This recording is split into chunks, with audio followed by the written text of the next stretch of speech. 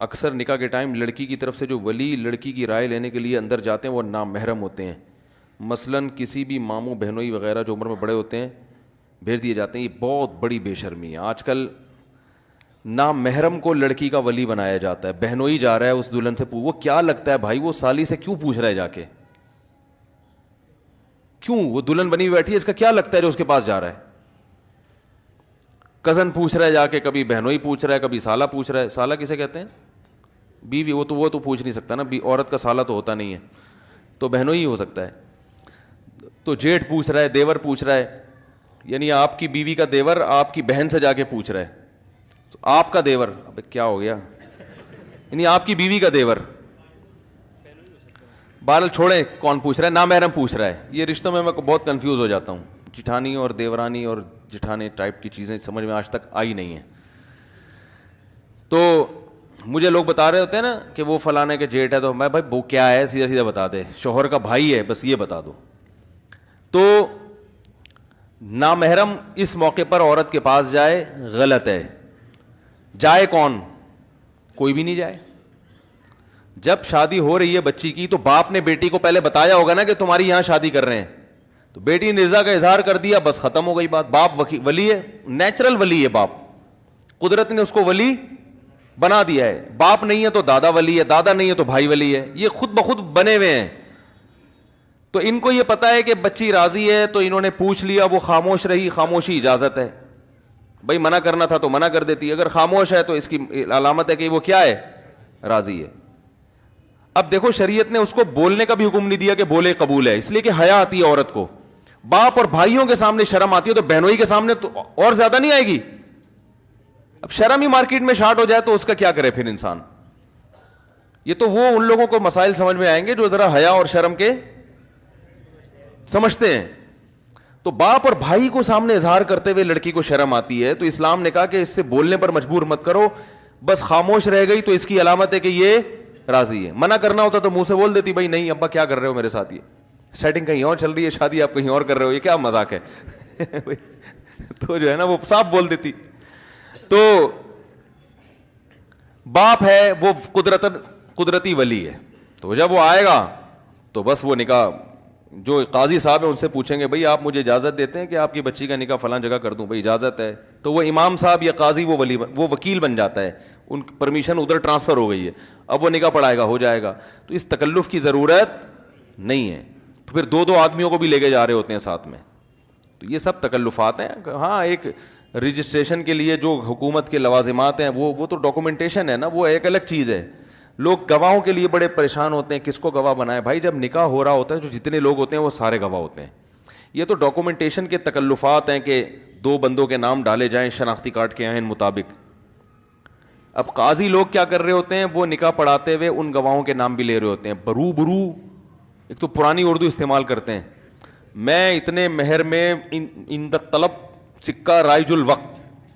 ابے 50,000 روپے کا مطلب 50,000 روپے, اس میں سکہ تو ہے ہی نہیں ہے. تو کیا کو پرانے زمانے کی کرنسی پہ بھی کوئی نکاح پڑتا ہے کہ جی میں 50,000 دینار جو نبی کے دور میں چلا کرتے تھے, تو سکہ رائج میں دیکھتا ہوں نا بعض لوگ جو نکاح پڑھاتے ہیں عجیب اسٹائل میں, وہ امپریشن ڈال رہے ہوتے ہیں کہ اس طرح جو نکاح ہوگا نا یہ ہوتا ہے خاندانی.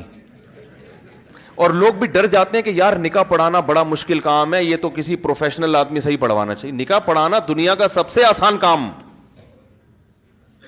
بہت آسان کام ہے. ایجاب و قبول ہے بھائی, وہ کر لے, یا دولہا کی طرف سے میں وکیل بن جاتا ہوں اکثر نا.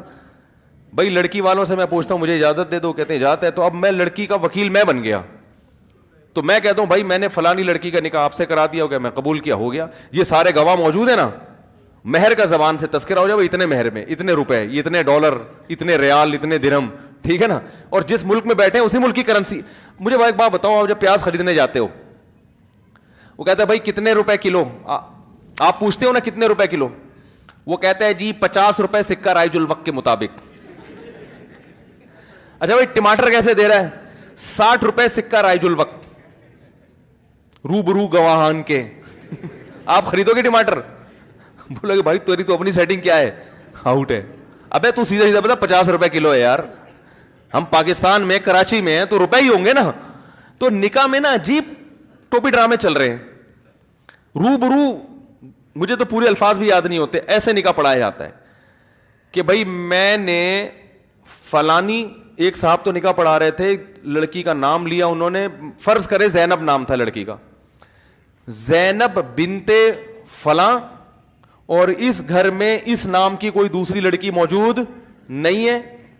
روبرو چشم الدین ول قطب الدین گواہ, اور ایک اور پتہ نہیں کوئی اسی ٹائپ کے سبکتگین لگا لیں آپ, اتنے مشکل نام, فلانے بن فلانے کے گواہ میں, اور لڑکی کے ولی جناب ذوالقرنین حیدر, کچھ بھی لگا دو, مجھے نہیں پتا کوئی ذوالقرنین حیدر بیٹھے ہوئے ہوں. تو اتنی وہ دولہا بھول ہی گیا کہ ہو کیا رہا ہے. وہ ہوتے ہوتے ہوتے اتنے سارے چکے رائج الوقت کے مطابق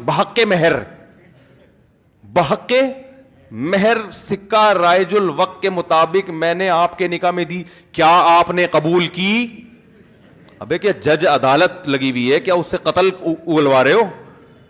بھئی تم نے 5 آدمیوں کو قتل کیا, اتنے کیا تم قبول کرتے ہو؟ قاتل کہتے ہیں ہاں میں قبول ایسی تجویز, وہ دولہا ڈر جاتا ہے. بعض دفعہ اس کا موڈ نہیں ہوتا قبول کرنے کا, حقیقت ڈر کے قبول کر لیتا ہے, یار یہ کیا ہو گیا.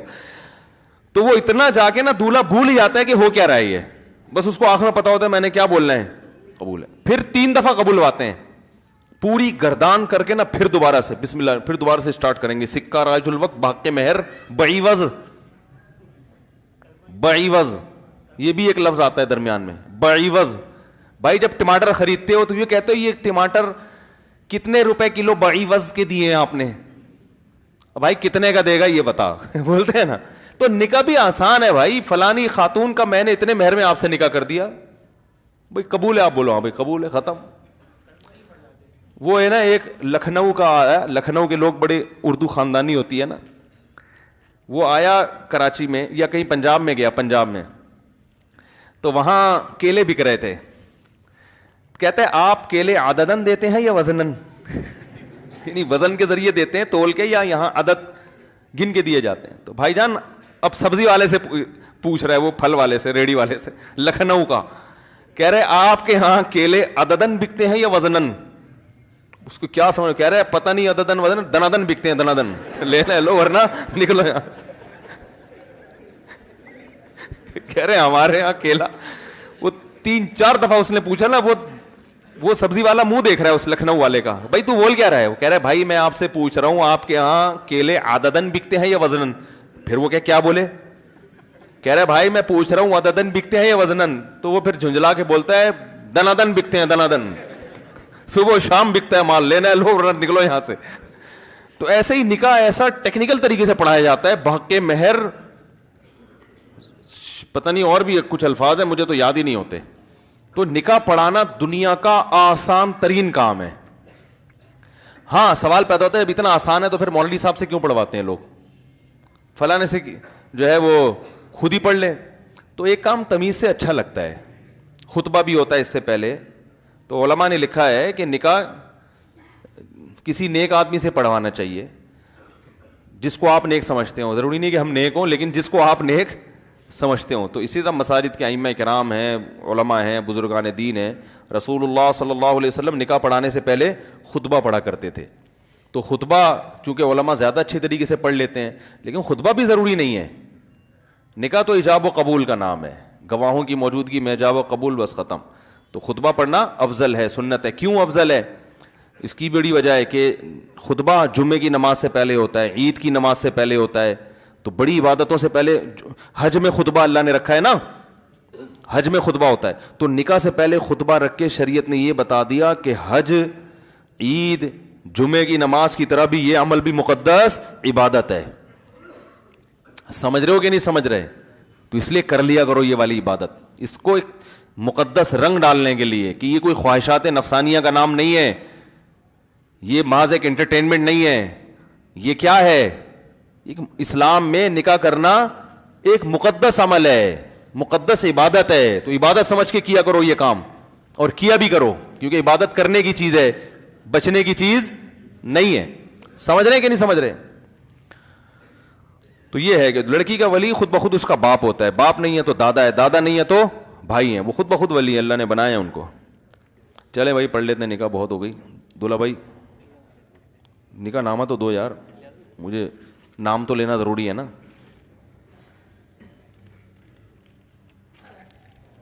ہاں بھائی, دلہن کے ولی کون ہیں؟ سید مظاہر حسین.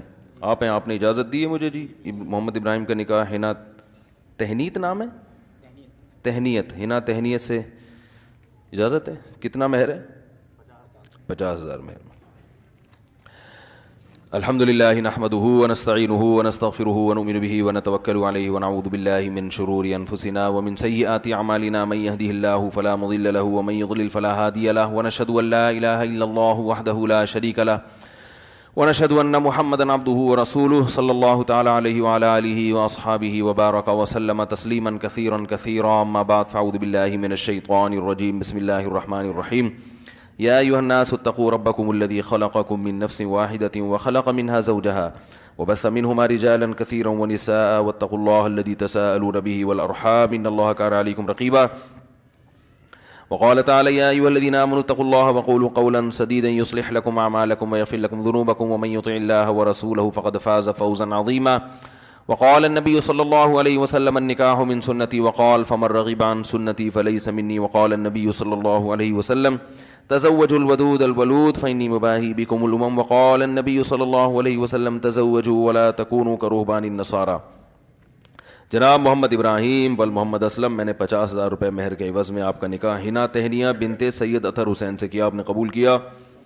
زور سے تھوڑا سا یار, جزاک اللہ جی. اتنا تو ہونا کہ گواہ سن لیں, بعد میں مکر نہ جائے نا. دعا کریں اللہ تعالیٰ برکت دے نکاح میں. الحمدللہ رب العالمین والعاقبۃ للمتقین والصلاۃ والسلام علی رسولہ الکریم وعلی آلہ وصحبہ اجمعین. اے اللہ اس نکاح کو اپنے دربار میں قبول فرما, اس کی برکتیں میاں بیوی کو کامل طور پہ نصیب فرما, تادم حیات محبت الفت کے ساتھ زندگی گزارنے کی توفیق نصیب فرما. آپس کے اختلاف و انتشار سے, لڑائی جھگڑوں سے, ہر قسم کے شر اور فساد سے اللہ ان دونوں کی حفاظت فرما. اے اللہ اس نکاح کو دونوں خاندانوں میں جوڑ کا ذریعہ بنا, دونوں خاندانوں میں محبت الفت کا ذریعہ بنا, دونوں خاندانوں کو آپس کے اختلاف و انتشار سے, ہر قسم کے شر اور فساد سے اللہ محفوظ فرما. جس کی جو جائز مراد ہو اللہ اس کی مراد کو پورا فرما. اللہم انا نسألک من خیر ما سألک منہ نبیک محمد صلی اللہ علیہ وسلم ونعوذ بک من شر ما استعاذک منہ نبیک محمد صلی اللہ علیہ وسلم. انت المستعان وعلیک البلاغ ولا حول ولا قوة الا باللہ. صلی اللہ تعالی علی خیر خلقہ محمد وعلی آلہ وصحبہ اجمعین برحمتک یا ارحم الراحمین. اللہ تعالیٰ مبارک کرے جی. بہت بہت